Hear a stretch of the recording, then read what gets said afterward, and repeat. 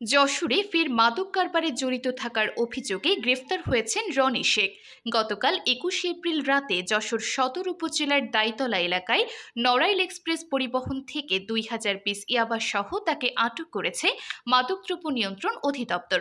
গ্রেফতারকৃত রনি শেখ মাদারীপুর সদর উপজেলার কোমরাখালী গ্রামের দেলোয়ার শেখের ছেলে।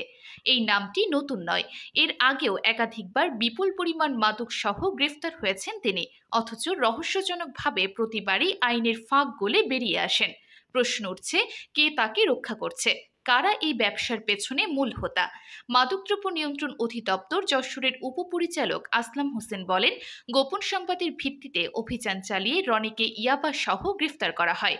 সে একজন পেশাদার মাদক ব্যবসায়ী, তার বিরুদ্ধে আগেও একাধিক মামলা রয়েছে। এই ঘটনায় আবারও সামনে চলে এসেছে মাদক বিরোধী অভিযান ও বিচার ব্যবস্থার দুর্বলতা। যেখানে একজন অভিযুক্ত বারবার ধরা পড়ে কিন্তু দীর্ঘমেয়াদে শাস্তি এড়িয়ে যায়, সেখানে প্রশ্ন ওঠে, এই বিচারের কার্যকারিতা কোথায়? বারবার ধরা পড়ার পরও কেন মুক্ত রনিরা? কে বা কারা এই চক্রের পৃষ্ঠপোষকতা করে? শুধুমাত্র প্রান্তিক মাদক পরিবেশকদের গ্রেফতার করেই কি মাদক নির্মূল সম্ভব? এ প্রশ্নের উত্তর কোথায়? স্বরাষ্ট্র উপদেষ্টা লেফটেন্যান্ট জেনারেল মোহাম্মদ জাহাঙ্গীর আলম চৌধুরী সম্প্রতি যশোরে এক সভায় বলেছেন, মাদক দেশের সবচেয়ে বড় সমস্যা, এতে কঠোর হতে হবে। কিন্তু শুধু বক্তব্যে নয়, মাঠ পর্যায়ে কার্যকর ব্যবস্থা গ্রহণ না হলে এই চক্র ভাঙবে না।